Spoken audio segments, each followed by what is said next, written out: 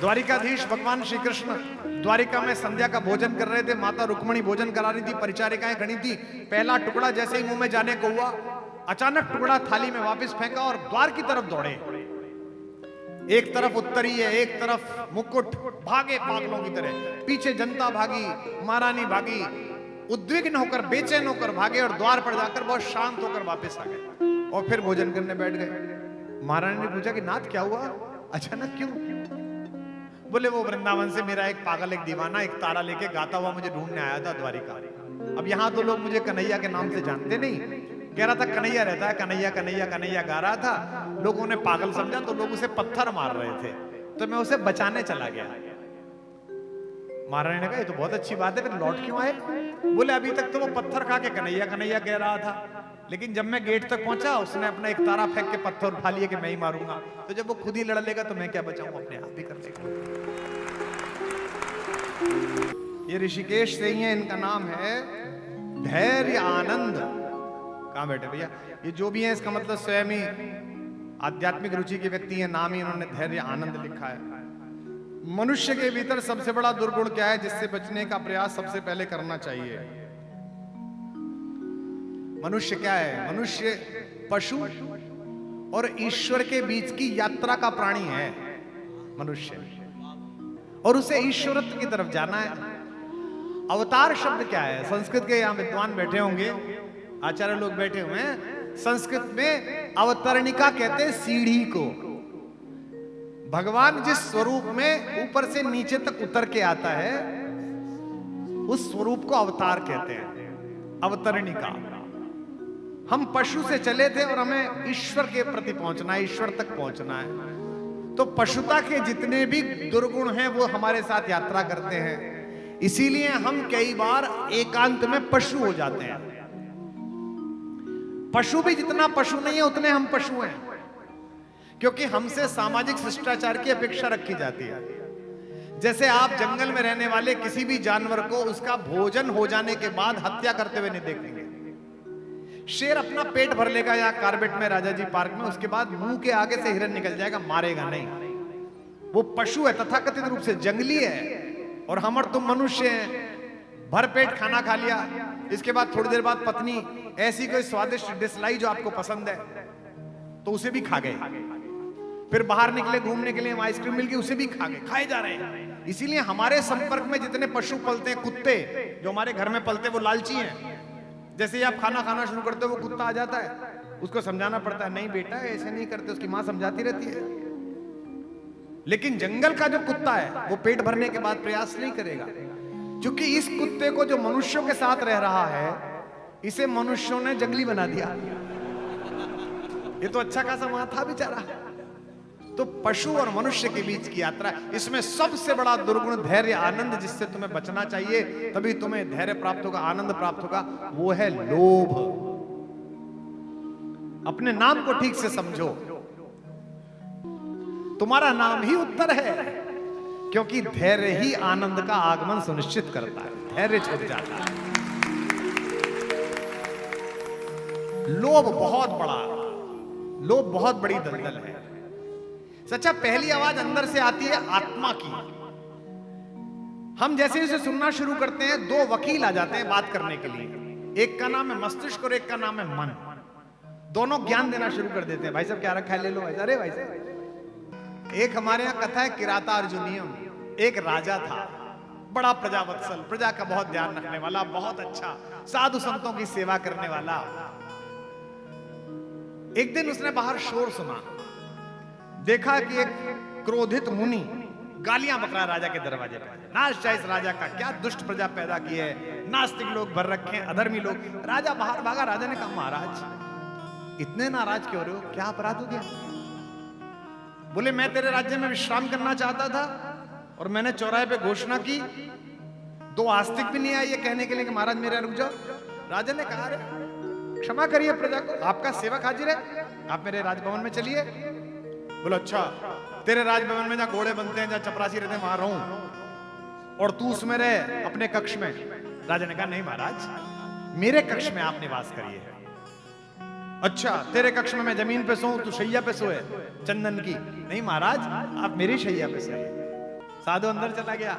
राजा बहुत अच्छा था, राजा ने कहा इस शैया पे सोइए। राजा नीचे सो गया। सुबह साधु के उठने से पहले खड़ा हूं, ठीक रख दे। साधु स्नान करने के लिए जाए तो उनका कॉपिन धो के टांग दे राजा। सेवक से काम नहीं कराया। 1-1.5 महीने साधु ने सोचा मैं देखता हूं ये कब ऊबता है मुझसे, मैं तो थका दूंगा। राजा 45 दिन बाद भी उसी चेष्टा के साथ सेवा में लगा। अच्छा राजा था। 45 दिन बीतने के बाद साधु ने कहा कि भाई मैं तो मुक्त हो गया तुझसे, क्या आदमी है तू, मेरी तो गलत धारणा थी बेटा, अब मैं जंगल जा रहा हूं। राजा ने कहा अरे महाराज रुकिए, अभी सेवा का अवसर कहां दिया, 1-2 वर्ष तो रुकिए, इस पापी को अपनी सेवा का अवसर दीजिए। बोले नहीं नहीं मैं जंगल जा रहा हूं। अच्छा सुन, यहां साधु ने अपने उत्तरीय में लिपटी हुई एक सरकंडे की नोक निकाली और बोले मुंह खोल, अपनी जिब्या बाहर निकाल। राजा ने जिब्या बाहर निकाली, उसने जिब्या पे लिखा ओम और कहा आज से तुझे वरदान देता हूं कि पशु पक्षी तेरी भाषा समझेंगे, तू पशु पक्षियों की भाषा समझेगा, पर यह बात किसी को पता लग गई तो यह सिद्धि चली जाएगी, किसी को पता नहीं चलनी चाहिए। उसने कहा अब जो आज्ञा प्रभु। उसने रानी को भी नहीं बताई। पशु पक्षी क्या बात कर रहे हैं, घोड़ा क्या बात कर रहा है, राजा पहचान लेता था। एक दिन संध्या के समय राजा अपने महल के ऊपरी हिस्से में हाथ में सुरा का पात्र लिए घूम रहा था। किले के चारों तरफ एक नाला था, जैसे किले की रक्षा में होता है।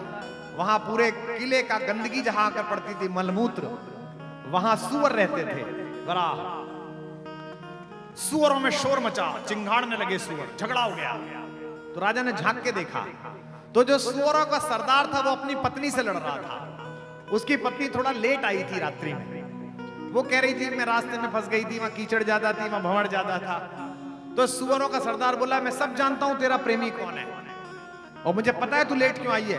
मैं इस राजा की तरह बावला थोड़ी हूं, कुछ पता ही नहीं है इसको, मूर्ख को। अब जब ये सारा संवाद समाप्त हो गया तो राजा ने नीचे मुड़ के कहा कि हे वराह अवतार, आपके दाम्पत्य जीवन में खलल डालने के लिए मैं क्षमा चाहता हूं। यह आपकी निजी बातचीत थी, पर आपने अपनी श्रीमती जी के साथ झगड़ा करते समय मुझे क्यों गाली दी? तो सुअर ने कहा अच्छा तू मेरी भाषा जानता है? बोले हाँ जानता हूं। बोले मूर्ख तो तू है ही, तेरे मंत्री लगान के बहाने लोगों को लूट रहे हैं, तेरी सेना गफलत में सोई पड़ी है, तेरे बाहरी प्रांतों के हिस्सों पर पड़ोसियों ने कब्जा कर लिया है, तेरा लगान तेरे जनसेवकों ने चुरा के घर में इकट्ठा कर लिया है, तू तो मूर्ख है। राजा ने कहा नहीं सब कुछ ठीक चल रहा है, सुबह ही मैंने राजमंत्री से बात की थी, राजपुरोहित से बात की थी, राजज्योतिषी से बात की थी, प्रधानमंत्री जी को बुलाया था। उसने कहा जाके पता कर, बाहर बिना पता किए। राजा ने बाहर घूमते हुए एक सामान्य मनुष्य को अंदर बुलवाया, पकड़ के उसको अंदर बिठाया, उसके कपड़े पहने, पिछले रास्ते से घूमने गया तो देखा कि राज्य में आग लगी पड़ी है। अगले दिन सुबह एनएसजी कमांडो भेज के पूरा मंत्रालय गिरफ्तार, ट्रेजरी गिरफ्तार, सारे अफसर गिरफ्तार, सेनापति गिरफ्तार, सबके घर की तलाशी हुई। जितना राजकोष था उससे 3 गुना निकला उनके घरों में। राजा ने सुशासन स्थापित किया, 2-3 महीने लग गए, ठीक हो गया सुशासन। अब कथा आती है, एक दिन फिर राजा छत पर था। अब उसे याद आया कि यार इस सुअर के कारण शांति हुई। उसने नीचे जाके कहा वरादेव कहाँ हैं आप प्रभु? सुअर ने कहा महाराज जय जयकार हो, क्या बढ़िया काम किया है, जनता जय जयकार कर रही है आपकी। तो बोले सब आपकी सलाह के कारण हुआ है, पर मेरी एक जिज्ञासा है। मैंने अपने प्रधानमंत्री से बात पूछी थी कि प्रजा में सब उत्तम है क्या? उन्होंने कहा कुशल है। उन्होंने सच क्यों नहीं बोला मुझसे? वराह ने कहा इसलिए सच नहीं बोला कि वो डरते थे कि तुम उन्हें उनकी वर्तमान स्थिति से हटा के नीचे ना फेंक दो कहीं। बोले मैंने सेनापति से पूछा वो क्यों नहीं बोले? बोले वो भी डरते थे कि सेनापति के पद से हटा के उन्हें सैनिक ना बना। बोले मैंने राजपुरोहित से पूछा, बोले वो भी डरते थे कि तुम उन्हें वापस किसी मंदिर में ना भेज दो। तो बोले कि सबने झूठ बोला, फिर आपने सच क्यों बोला प्रभु? वराह से पूछा राजा ने। तो वराह ने कहा जहां मैं पड़ा हूं वहां से तू नीचे कहां फेंक देगा मुझे? इसलिए हर राजा से अनुरोध करता हूं कि एक वराह अपने पास रखा करो, जो जनता को दिखाई ना दे, जो आपको बताता चले। तो धैर्य आनंद लोभ की दलदल सबसे खतरनाक है, सबसे जबरदस्त दलदल है। उसमें जो फंस जाता है वो बहुत कष्ट पाता है। इसलिए चिंता मुक्त रहो, सकारात्मक प्रयास करो और प्रयास की एक सीमा पर जाकर ईश्वरीय विधान पर छोड़ दो। और ये मैं इसलिए नहीं कह रहा कि मैं इस उद्बोधन पीठिका पर बैठा हूं, ये मैंने करके देखा है। प्रयास करो, पूरी मेहनत करो, पूरी आत्मा के साथ काम करो, उसके बाद में जो फल अफल है उसकी चिंता छोड़ दो। ये हमारे अधिकतम जिस दल के लोग बैठे हैं, पिछले 6 वर्षों में इस देश में ऐसा कोई चुनाव नहीं होता, ना लोकसभा का ना राज्यसभा का, जब ये अखबार वाले और मीडिया वाले हमको ना छापते हो कि ये गए और ये आए। मुझको पता ही नहीं होती, मेरा कोई प्रयास ही नहीं है, मेरा कोई मतलब ही नहीं है। मुझे जो काम ईश्वर देगा, जिस क्षण मुझे चेतना देगा, वो मैं काम करूंगा। इसलिए धैर्य आनंद, जब तुझसे ना सुलझे तेरे उलझे हुए धंधे, भगवान के इंसाफ पर सब छोड़ दे बंदे।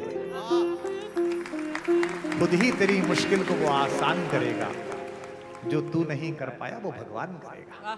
कुछ तो उस पर छोड़, वही काम तो उस पर छोड़।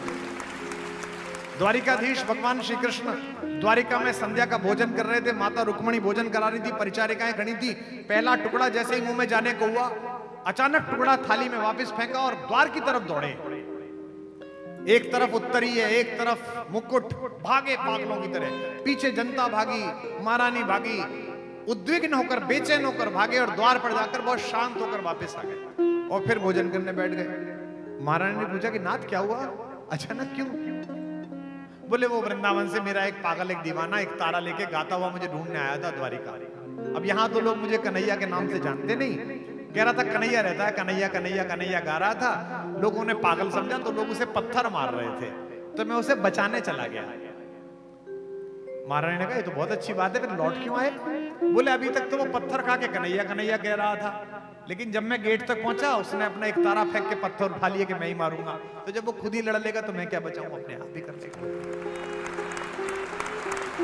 इसलिए धैर्य आनंद, असफलताओं को स्वीकार मत करो। मैं जीवन में एक असफल आदमी तुम्हारे सामने बैठा हूं, इंजीनियर नहीं बन पाया, बाकी जीवन के अन्य क्षेत्रों में मानवीय आकलन के आधार पर असफल हुआ, पर जब भी असफलता मिले तो लगे समझ लेना कि तुम्हें किसी बड़े उद्देश्य के लिए ईश्वर तैयार कर रहा है। और तुम ऋषिकेश में ये बात पूछ रहे हो, इस पर मुझे बड़ा आश्चर्य है। इसी ऋषिकेश में शिवानंद आश्रम में केरल के एक समुद्र तट से, तमिलनाडु के एक समुद्र तट से आया हुआ एक युवक एनडीए में सेलेक्ट होकर यहां आया था अपनी बहन के गहने बेचने, इस्लाम मानने वाला। और जब वो सेलेक्ट नहीं हुआ तो इसी ऋषिकेश में, जहां आज ये पार्किंग बनी हुई है, इसी की शिला पर गंगा में कूदकर आत्महत्या के विचार से संध्या के समय घूम रहा था। शिवानंद जी ने देखा कि उद्विग्न युवक इधर उधर घूम रहा है और नीचे झांकता है। शिवानंद जी ने कहा बेटा यहां मत खड़े हो, गंगा का प्रवाह ज्यादा है, अंदर आश्रम में आ जाओ।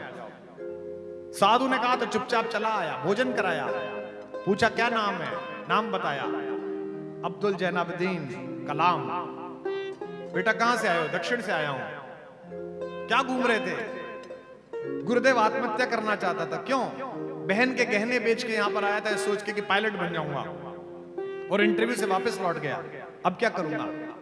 कोई नहीं, जाने के पैसे नहीं है। गुरुदेव ने पैसे दिए कि जो सुबह चले जाना।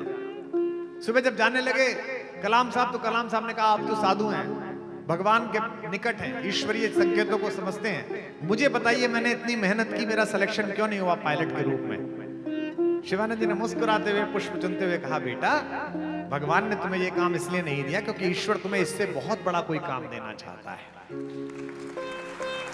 आज आकाश में भारतीय तिरंगे की ये वर्चस्व ध्वनि जो गूंजती है, इसके पीछे उस सनातनी मुसलमान का स्वर भी है जिसे एपीजे अब्दुल कलाम जो यहीं से होकर गया। इसलिए धैर्य आनंद, धैर्य रखो आनंद के साथ। जब लगे कि अब कुछ नहीं हो रहा है, मैंने अपना काम कर दिया, गंगा के किनारे बैठो और गाओ बस। क्या? हमारे साथ जब रघुनाथ तो किस बात की चिंता, हमारे साथ जब रघुनाथ तो किस बात की चिंता, हमारे साथ जब रघुनाथ तो किस बात की चिंता, हमारे